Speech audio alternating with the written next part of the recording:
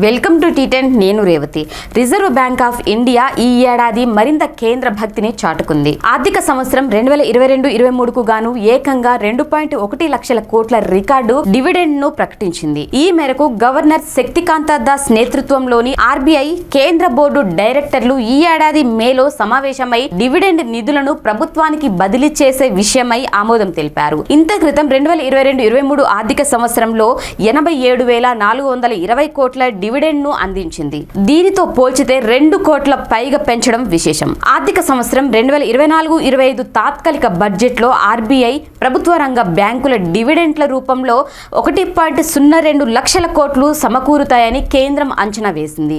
మరోవైపు ఈ ఏడాది 75,000 నుండి 1,20,000 కోట్ల మేర ఆర్బీఐ డివిడెండ్ ను ప్రకటించవచ్చని ఆర్థిక నిపుణులు అంచనా వేశారు. ప్రభుత్వం సహా ఆర్థిక నిపుణుల అంచనాలు మించి ఆర్బీఐ రికార్డు స్థాయిలో డివిడెండ్ ప్రకటన ఆశ్చర్యానికి గురి చేస్తోంది. పెట్టుబడులపై వచ్చే మిగులు ఆదాయం, కరెన్సీ ముద్రణ కోసం తీసుకునే ఛార్జీ, తమ వద్ద డాలర్ల విలువలో హెచ్చు తగ్గులపై వచ్చే ఆదాయం, బ్యాంకులకు ఇచ్చే రుణాలపై వచ్చే వడ్డీ తదితర ఆదాయాల నుంచి ఆర్బీఐ ప్రతి ఏడాది డివిడెండ్ రూపంలో ప్రభుత్వానికి చెల్లిస్తుంది. దీనిపై మీ కామెంట్ తెలియజేయండి. ఇది వాళ్ళ న్యూస్. చూస్తూనే ఉండండి టీ10.